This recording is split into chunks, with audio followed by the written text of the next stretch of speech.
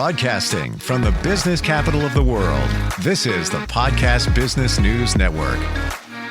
And welcome back, everybody. It's one of those things that all of us go through at least some point in our lives. It's rather unpleasant, and it can come in many different shapes and forms, the reason why we go through this. I'm talking about grief. It could be the loss of a loved one, could be loss of a job, could be the loss of a relationship. With grief comes attachment.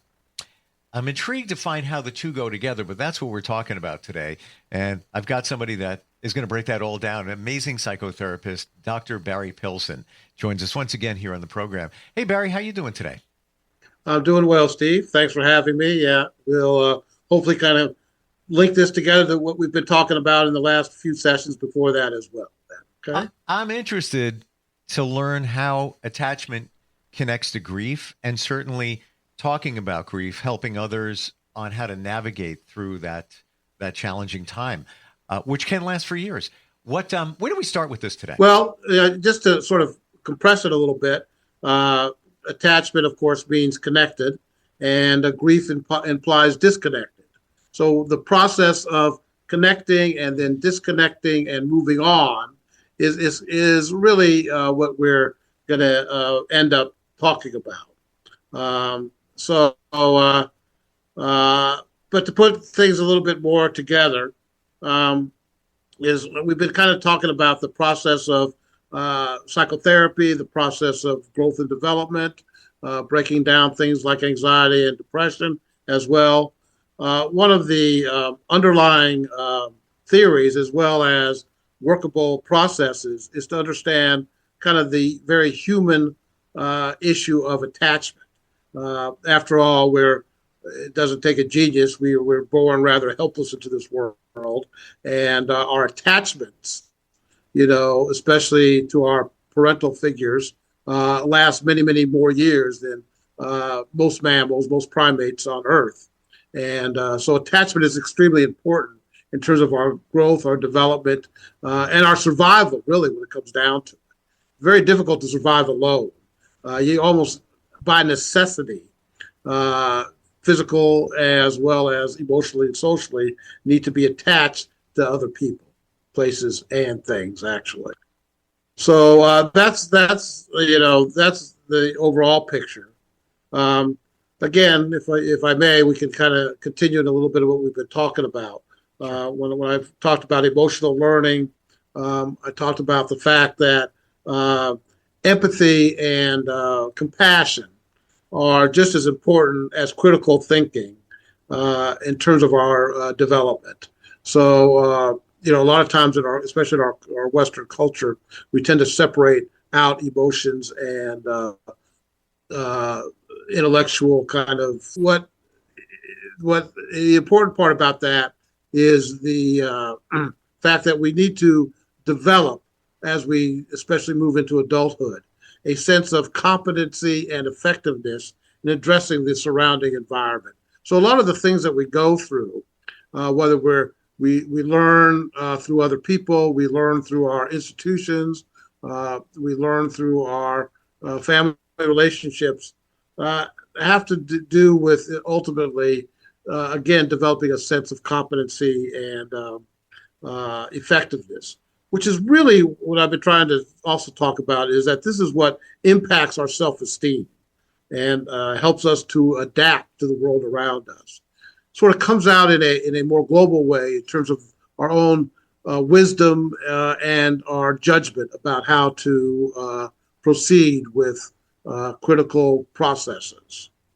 So anyway, I'm just saying that as a way of introduction at the moment. No, I totally, that's a critical background to understand how we navigate. And certainly I'm not surprised, but interesting to hear that empathy and also compassion, just as important as logic, critical thinking.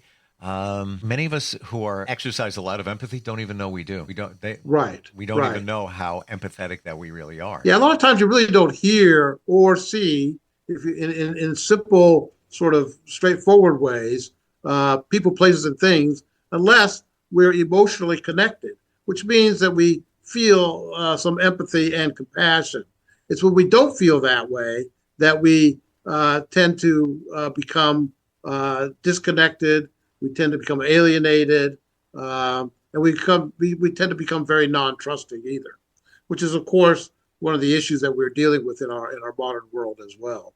We deal with kind of the resources for attachment, just like we're doing right now, able to talk, despite the fact that we're miles apart, able to connect, in an audio and video way. But if we're not also, feeling some compassion and empathy, and some relation in terms of our experiences, then a lot of the ability to connect or the value of connecting can get lost.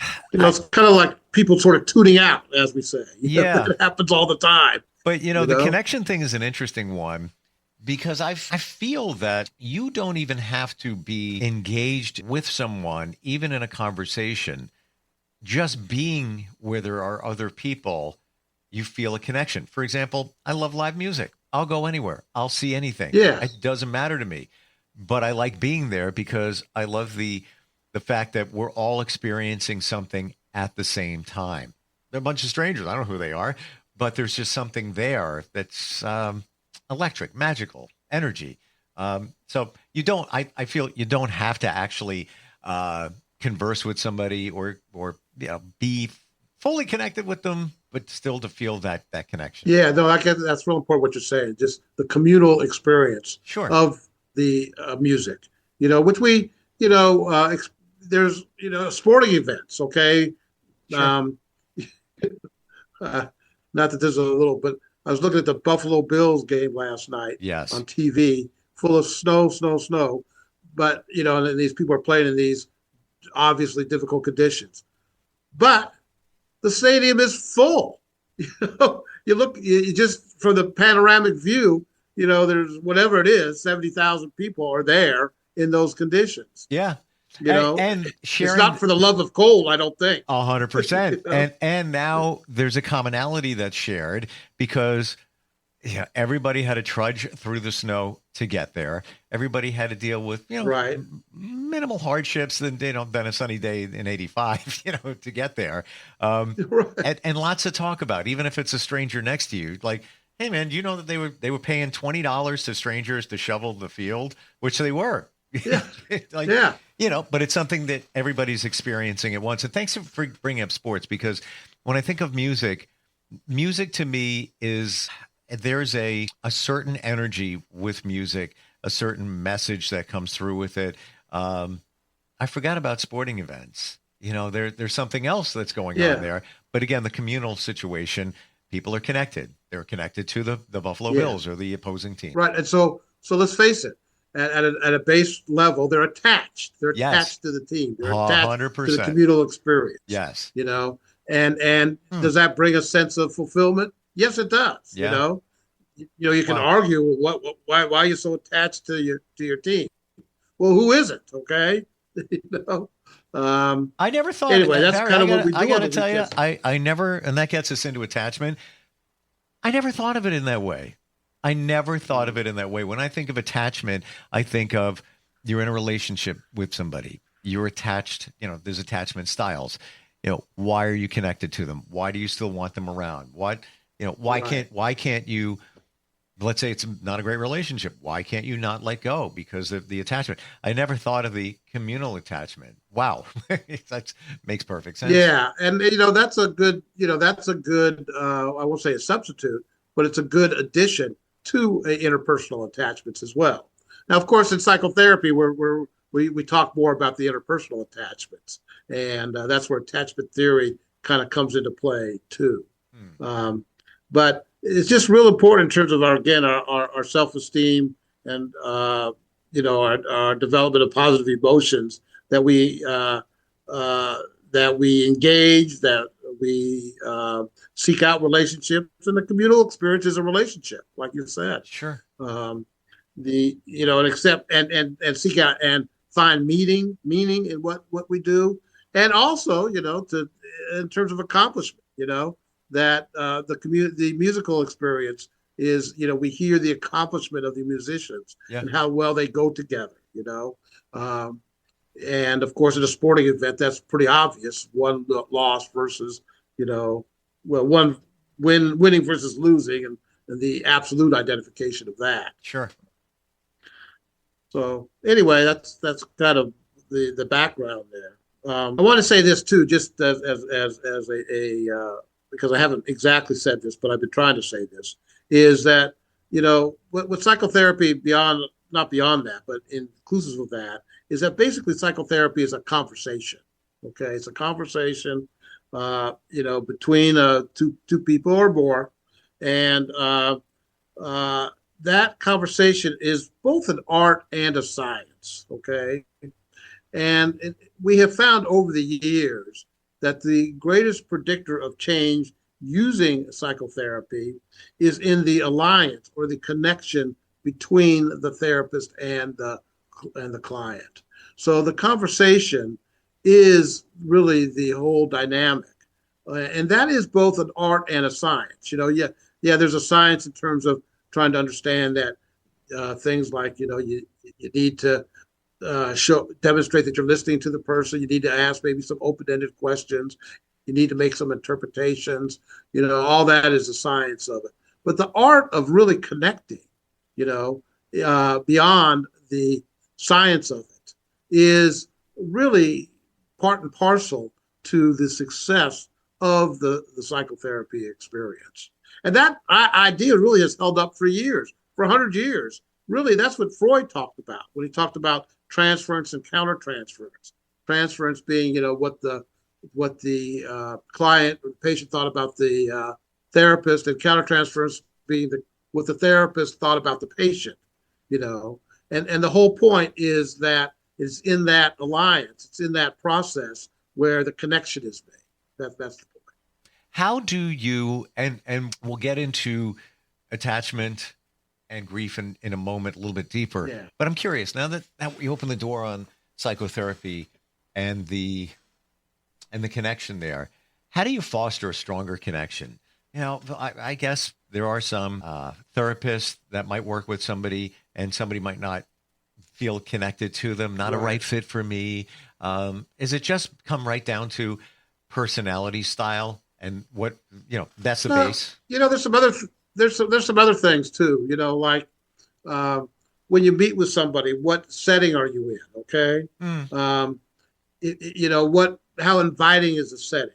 How comfortable? Some people are, is it a warm setting? Is it not a warm setting? Some people need to have almost total neatness when they're meeting with somebody, maybe there's not a book strewn around or papers. Sure. or stuff like that. Other people are fine with that. Okay. So, the setting's important. I'll tell you, one of the most important things is starting on time. Okay. When you meet with somebody, like any appointment, if you know that when I'm having a 2:00 appointment, that we're going to start at 2 or, a few minutes either way on that, then that's also important in terms of the connection. Okay.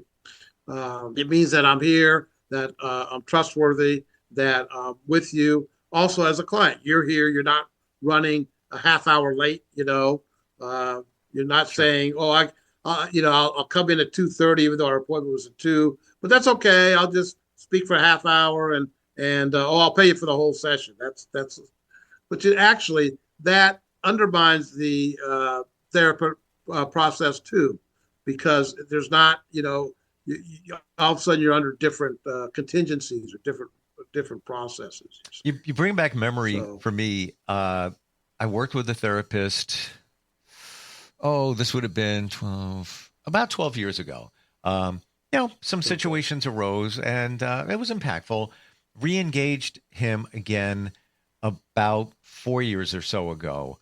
And I realized that I'm in a different place and it didn't fit for me because he was very much into the logistics of my situation, the logistics, where I was more about feelings and okay, that seemed to not be on his radar. So I felt like I went for like 4 sessions I just felt like he was not on my page anymore.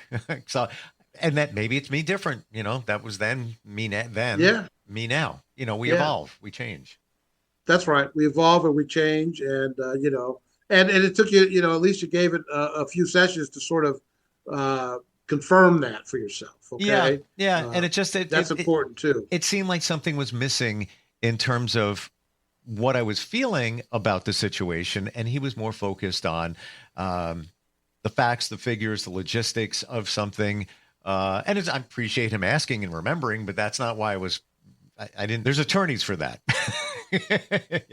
at that time. But yeah, it definitely was impactful. So let's go to attachment. There's different styles for that, correct? Don't up. There you are. I think we had a Wi-Fi issue right Yeah, there. Okay. yeah. All right. We okay? Yeah, Okay. we're back. So attachments. Let's go into the different styles Okay. there are. Okay. So, like I had mentioned before, attachment theory has been around.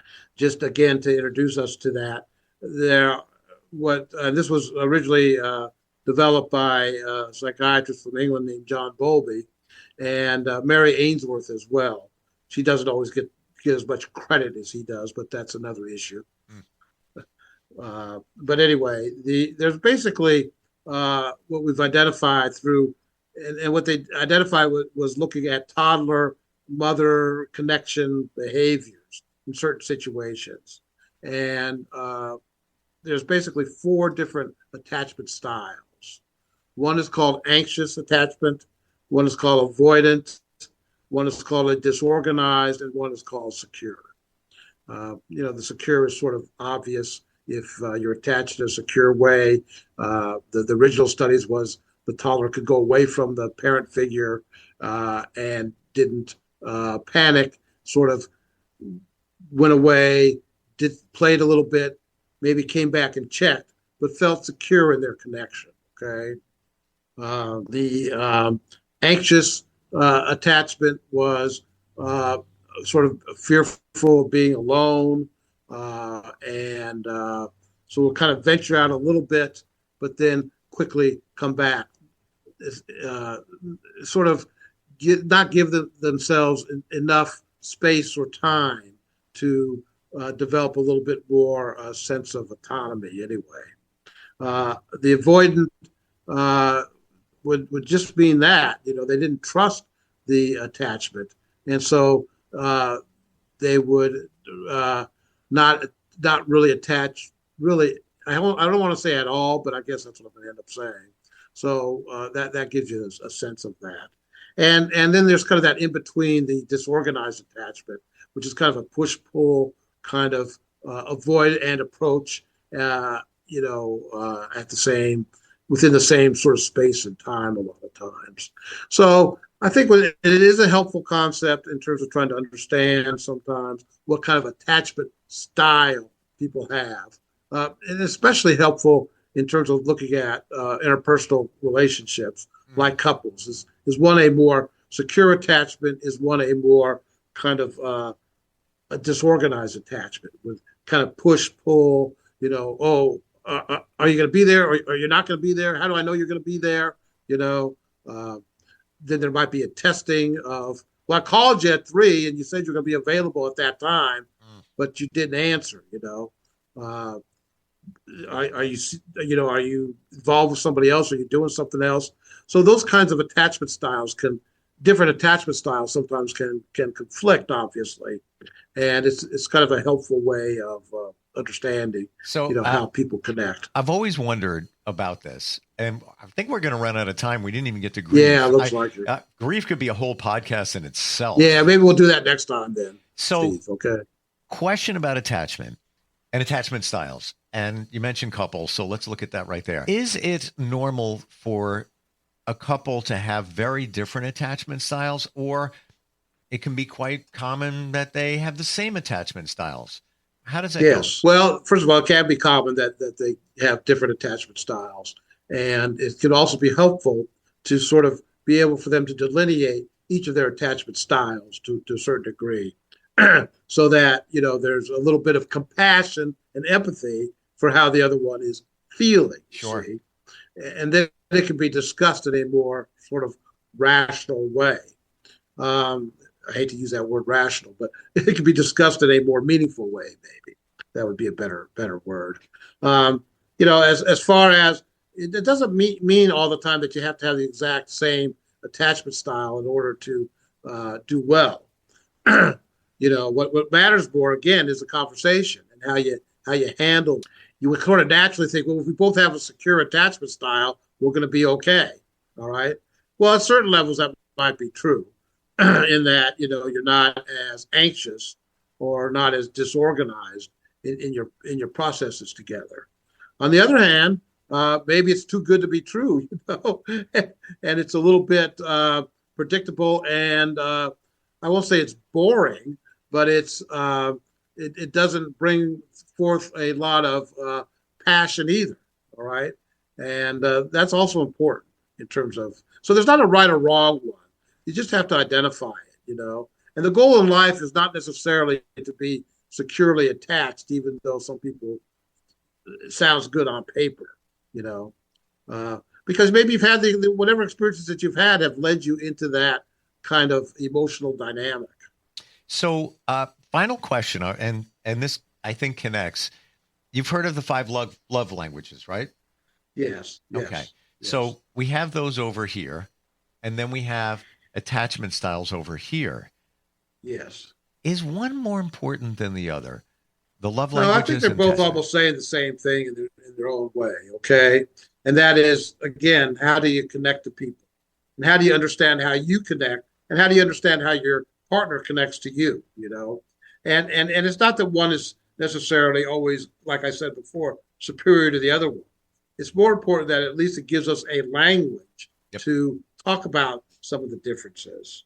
And in talking about it, that doesn't mean one is right and one is wrong. That's a big issue generally is, a lot of times we're very, I talked about using wisdom and judgment as you develop. And the tendency, though, in terms of relationships especially, is sometimes is to be judgmental, oh, he, she doesn't like it when I, ... And it doesn't mean that they're good or bad. It just means there's a difference. And again, it's the way we communicate that's often important. And understanding what each needs, including understanding yourself, what you need. Like, for example, yes, attachment style could be, let's say you have a fear of abandonment or there's some issues there. It could go back to your childhood. The other person needs to realize that when they're not around, they need to understand that, what you're thinking. But same thing on the love languages. Not everybody needs acts of service. Some people need to be something else. But the understanding of each other. We're out of time. Wonderful talking about this. And we didn't think we would be able to fill the entire podcast with we didn't even get to grief, which is huge. And I think next time we do get together, that might be a good pickup. What's the best way to find you? Yeah, we'll start with that. Thank you, Steve. It's Ph.D.com. I have a website. So if you want to make a contact through that, that's fine as well. Okay? Yeah, and you're available, you're based in down south, as they say. I'm based in New Orleans, actually. Yep, but you can work with anybody anywhere. Yeah. There was a good article, by the way, about New Orleans in the New York Times opinion section yesterday. Oh, if anybody wants to read it. In a sentence, what's it about? It captures the paradox of living in New Orleans in terms of dealing with death and life.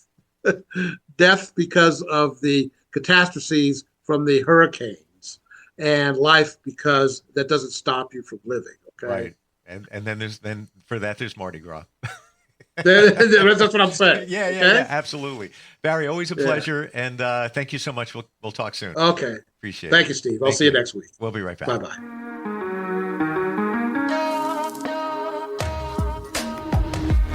Broadcasting from the business capital of the world, this is the Podcast Business News Network. Let's go inside the mind of a 10-year-old. I should have worn those earrings today. I like those earrings. Gabby has those awesome earrings. I need to ask her where she got those, but that's just what she would want me to do. I'll have Michaela ask her for me. Buckle up, Sarah. Yeah, but then Michaela will be like, why don't you just ask her yourself? That's just like Michaela. Sarah, buckle up. Michaela's such a great name. I wish I was called Michaela. There's like a dozen Sarahs in my class. Hey, we're not hitting the road until you buckle up, honey. Oh yeah, seatbelt. I forget sometimes because my brain is like busy, you know? I wonder if there's pizza at school today. Sometimes it can be tough to get through to your kids, but it's not impossible. Always make sure they're wearing their seatbelts, even on short drives. Remember, you have the keys, you have the power. Never give up until they buckle up. A message from the National Highway Traffic Safety Administration and the Ad Council. Visit safercar.gov/kidsbuckleup for more information.